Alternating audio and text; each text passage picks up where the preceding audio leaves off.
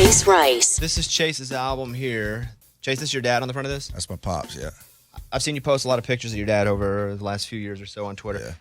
What kind of relationship did you guys have? It was awesome, man. He was the dad that didn't miss games. Like he put me and my brothers first over everybody. Which now I'm looking at him like, God, you could have probably put mom first a little bit here and there. But he was the best, man. He was just a great guy. Like he was the guy that everybody loved when he walked in the room, and he was a guy that, like, I look at my life, I'm like, damn, I got work to do.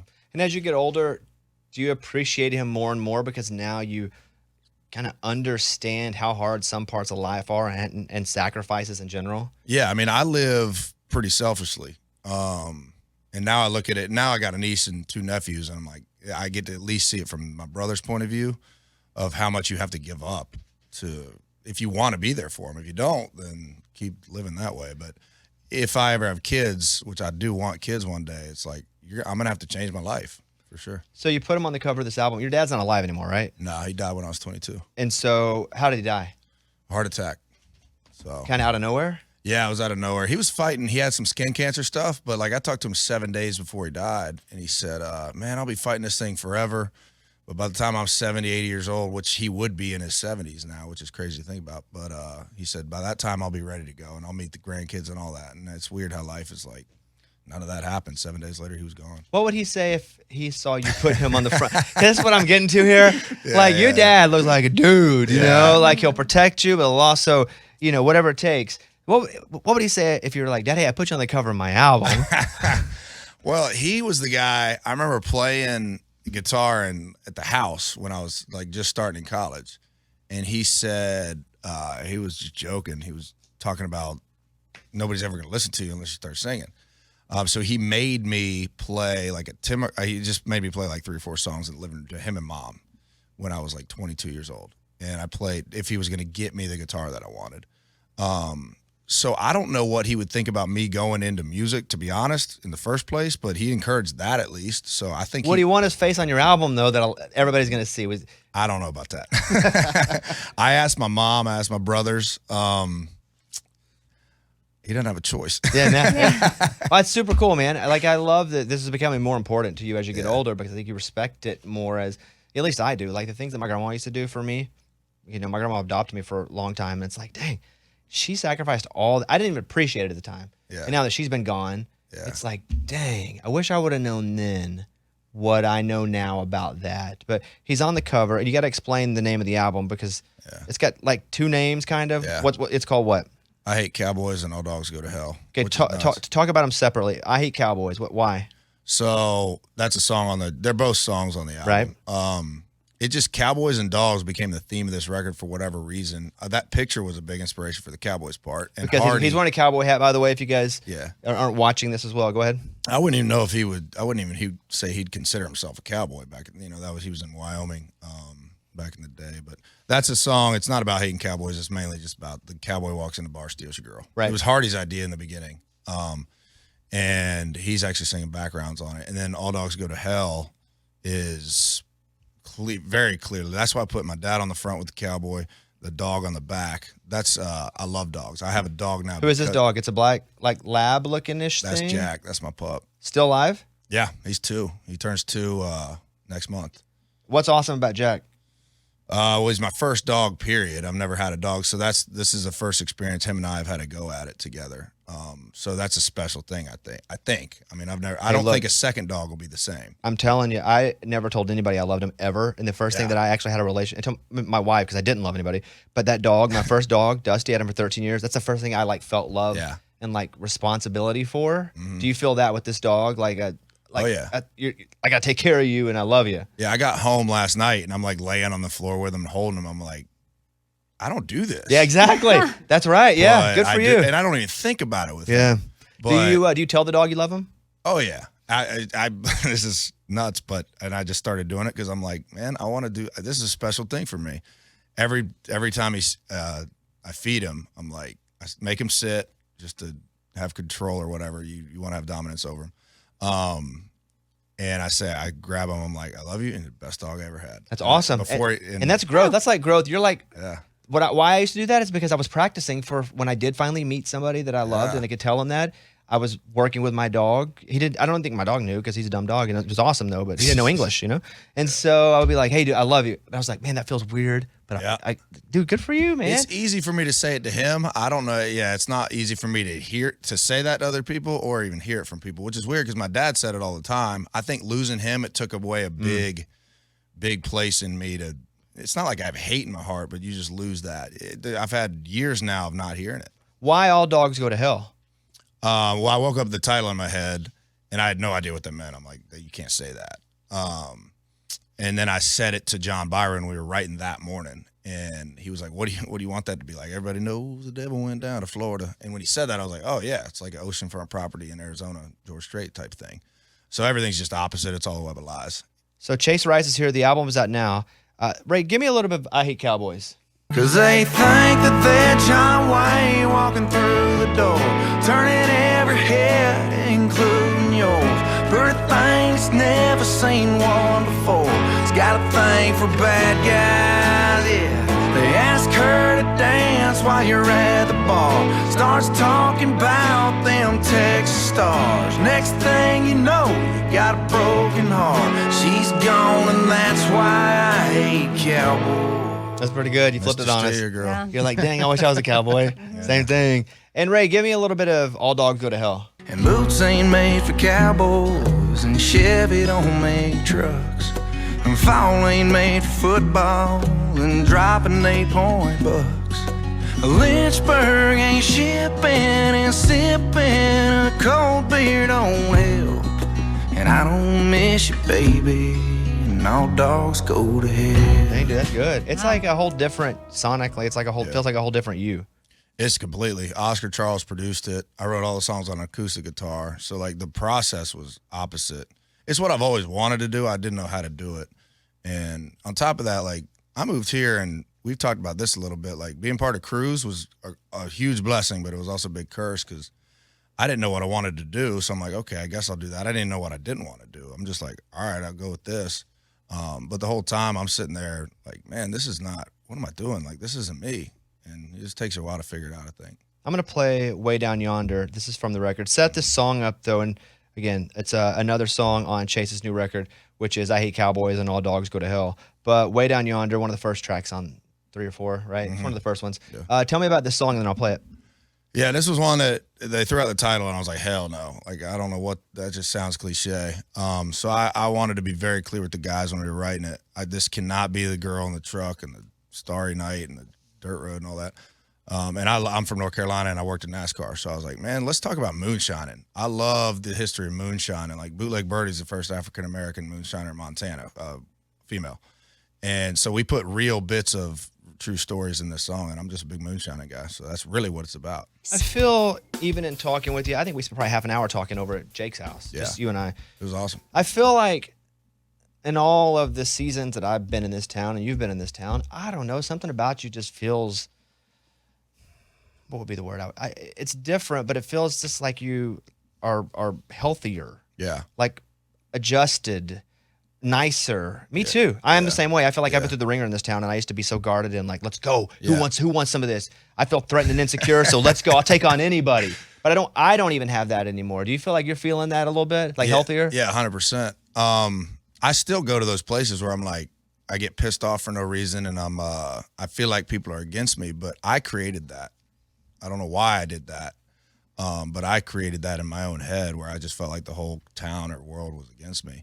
And I think, honestly, it was because I had to have this chip on my shoulder because I was guarding myself from, like, I'm doing this thing that I don't even care about, that I know isn't me, so I got to put up this shield of, well, I at least have to pretend like this is me when it ain't. So I think through this, the album, making music that I really genuinely know is me, and it's like I'm not trying to be anything else anymore.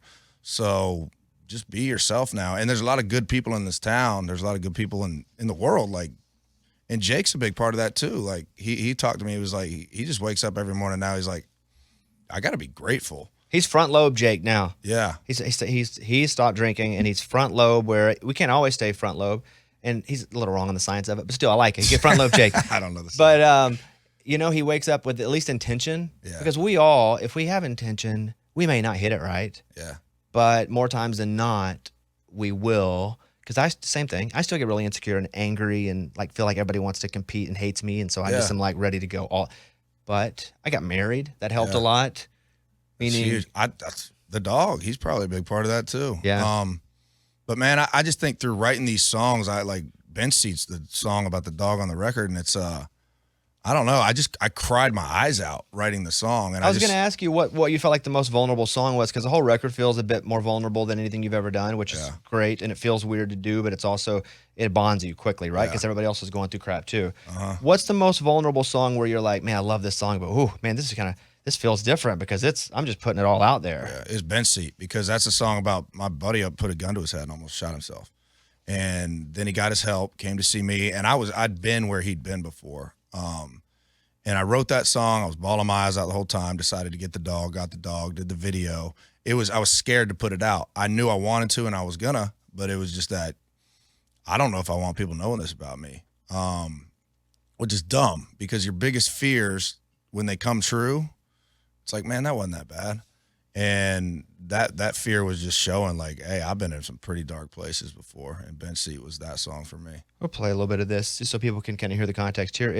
Which, by the way, you wrote this one by yourself. Yeah. So when you say you cried writing, I mean, you were just alone writing this song, like kind of pouring it out yourself. Here is Bench Seat from Chase Rice. And we roll the windows down. You're right there in that bench seat next to me. There's a smell of fresh cut grass. Mr. Reynolds waves as we roll past. You know you got to sing these, right? Yeah. and some of these songs are really raw in a great way. I don't know how we're going to implement them in yet. We haven't had rehearsals for the tour yet. But that was one I originally thought, like, this is too deep. I'm probably not going to sing it every night. But the reaction from people, I think I'm going to have to sing it every night. Yeah, I mean, that's the one you want to sing. Yeah. Right? Like, well, Oscar Charles was a big part of that too, because he's a producer of this. I've never had one producer on the whole record, but he's a big reason why it sounds so raw and real. There's no click track. There's no tracks on the record. But when I'm sitting in there singing and I'm getting emotional, usually it's like, okay, man, you took that too far. It's like, I didn't take it anywhere. That's just how I was feeling. And he was encouraging that. Like after the first take on the vocal, he's like, man, that was one of the most real vulnerable vocals I've ever heard. That was amazing. I don't know if you need to do another one. So him encouraging me to be like that was huge. Did you turn your house into a studio? Yeah. Is that where you did this record? Yeah, it was like drum kit in front of the fireplace, cables everywhere. It was not like a professional looking studio. It was kind of a mess, but also benefit of being single. I'll be honest with you. Yeah. Because sometimes I want to leave stuff out. Like, nope, can't do that. Fred Eldringham was the drummer. He's Sheryl Crow's drummer, I think. He walked in and literally had all his stuff. Before he even dropped his stuff, he looked around. He didn't know who I was. He's just like looking around. I'm standing there. He said, yep, this dude ain't married. That's the first thing he said. How are you now? Just generally, like how are you? I'm good, man. I got ups and downs for sure. I had a lot of downtime in November, December. When I think I saw you in January.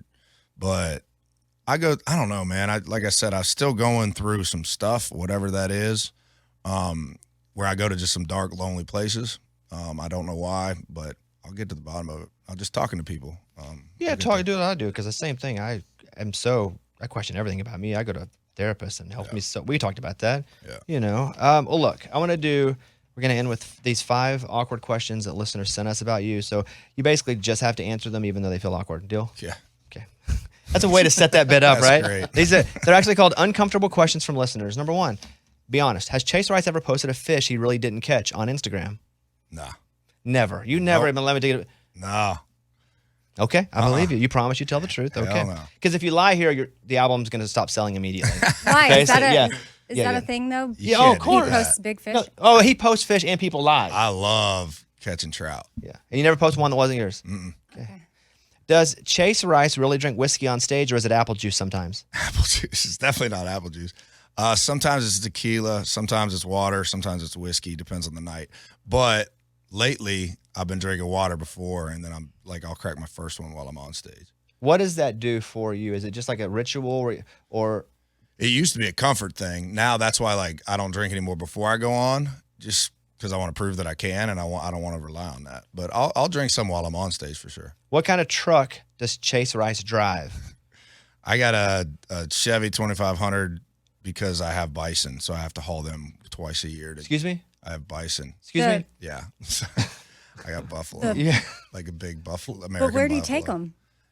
For rides, they get bored. It's like a baby. I drive around the neighborhood sometimes, make it fall asleep. You know? I gotta take them to slaughter them. Oh, So you raise them and then you sell them, or how does that work with bison? I haven't done it yet. This is our first year we're doing it, so I don't know the details. But yeah, you take them to the butcher shop, they cut them up, and then I'm gonna ship them straight to my buddy's restaurant. Do you name them? The two bulls, Bennington and Wyo, yes. But is that because you keep them? Because you're keeping them. Yeah. And everybody else? I'm not naming them. Yeah, I wouldn't either. I wouldn't. I'd be like, I'm going to get a bunch of bison. We're going to, really work it. And then I'd name them and be like, Pookie, you ain't going nowhere. I start crying. Are you kidding me? Yeah. All right, two more. Why does Chase Rice wear the same hat? Well, I don't. This is not the bison hat I've been wearing. I go through phases. I wore the head down, eyes up hat for a while because that's just a thing for me to remind myself to keep that mindset. And then I've been wearing the buffalo hat, which I was hoping I would wear after you got so surprised that I have bison. I usually have one. It's just my farm logo. I don't know. I just get connected to them, but even this is a different one. Finally, is Chase Rice single? Yeah, I am. I'm single for the first time, by choice. I've gone through relationships where I'm 8 months in. I'm like, okay, I guess we're dating. 8 months. I guess we're dating. Yeah. And you say that to yourself, not even her? To myself, yeah, I finally admit. At what point did she think y'all were dating? Probably before that. And now I'm like, nope, I'm not doing that again unless I really mean it. I don't want to screw it up again. Listen, you guys go follow. He's on Instagram. He's at Chase Rice. Follow him there. He's got a big. I mean, you're on the road a lot, my friend. It's a lot. Starting in March, so just a few weeks away. So go over to Chase's website, chaserice.com, to get tickets. He is basically everywhere. If you're listening to us in any of these cities, he's probably coming there. He's all over the place. He's at it. And then check out the record. It is I Hate Cowboys and All Dogs Go to Hell. And this is an absolutely different Chase that I've ever heard before musically. And congratulations on getting to the point on being able to even try it, much less do it. Yeah. Because scary thing. Yeah, all those are like, oh boy, we're going to try it. Okay, well, now we're recording it. Oh, how does it sound? Is it what I want? It's all, but it's great. Yeah. It's great. Man. All right, Chase Rice, you guys go watch him, go follow him, and check out his new music. Good to see you, Chase. You too.